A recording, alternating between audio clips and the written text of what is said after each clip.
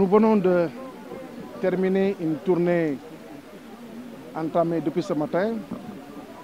tournée qui nous a amenés dans le département de Matam et le département de Kanel dans le cadre du projet des Dents de Mayo. D'abord, le Dents de Mayo Sud, nous allons visiter en premier par les préparatifs du pont de Navel avec la présence de la société matière en charge de ces travaux et visiter un petit peu le tronçon qui est en train d'être réalisé par la société CSE, le tronçon du Dents de Mayo Sud, Matam vers Dembankane. Nous avons aussi profité de cette occasion pour échanger avec les populations des localités environnantes, surtout celles de Tchemping, où la population avait besoin d'exprimer des préoccupations par rapport au projet. Relativement à l'ingénierie sociale, mais aussi les quelques retards constatés dans l'exécution de ce projet. Je rappelle que le Dents de Mayo Sud est réalisé avec le financement de l'État,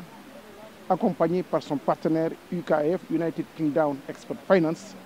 qui a financé le projet dans le cadre du programme spécial de désenclavement. C'est vrai que l'entreprise s'était engagée dès le lendemain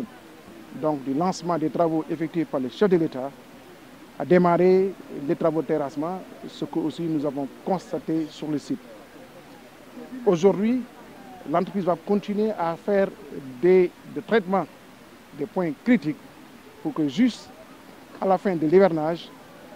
qu'elle mette vraiment plein gaz pour que les travaux puissent être réalisés dans un délai de 24 mois. Donc nous serons sur ces délais et nous avons, disons, rassuré les populations quant aux dispositions à prendre relativement donc à la RSE, mais aussi l'implication des jeunes, des populations dans les travaux avec le recrutement des jeunes.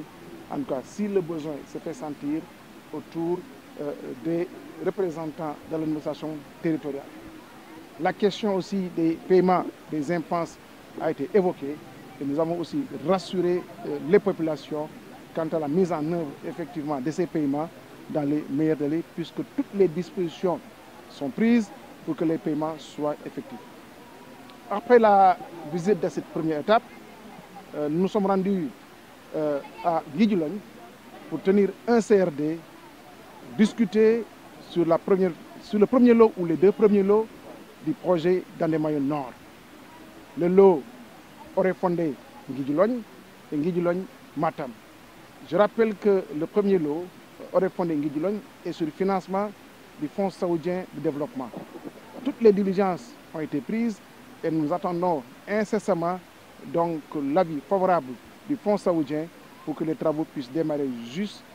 donc à la fin de l'hivernage. Présentement, l'autre lot qui concerne Guidjologne Matam, financé par l'État à travers la BOAD, l'entreprise Sino-Hydro qui a en charge ces travaux est à pied d'œuvre et est en train de faire les projets d'exécution pour démarrer aussi les travaux juste à la fin de l'hivernage. L'entreprise aussi en profitera pour traiter les points critiques. Finir les projets d'exécution, nous les avons vus tout à l'heure avec les levées topographiques, puisque comme vous le savez, le Dents de Mayo est un ouvrage particulier, puisque longeant le fleuve Sénégal, donc c'est une route qui sera considérée comme une route digue pour éviter le débordement du fleuve vers les Djeri. Donc une route qui est assez coûteuse, puisque les études hydrauliques ont montré qu'il faut prendre des dispositions techniques particulières pour éviter en cas d'inondation ou en cas de forte pluie qu'il y ait des débordements. Donc c'est rassurant et nous avons rassuré les populations quant à l'exécution des travaux qui ont déjà démarré par endroit et en respectant les délais imposés aux entreprises. Nous l'avons entendu, sinon Hydro-Même va confirmer pouvoir réaliser des travaux entre 18 et 20 mois au lieu des délais réglementaires fixés à 24 mois. Donc tous ces messages, toutes ces informations, ces échanges en tout cas avec les populations, ont contribué à les rassurer davantage quant à la disponibilité des services de l'État, mais aussi quant à l'engagement du chef de l'État à désenclaver cette zone, le Dandemayo, qui est une zone économique, puisque c'est le grenier du Sénégal, demain c'est la Californie du Sénégal, puisque comme vous le savez, la vallée du fleuve Sénégal, c'est plus de 240 000 hectares de terres donc cultivables, et cela va davantage rendre en tout cas le Sénégal et même l'Afrique en termes d'autosuffisance alimentaire.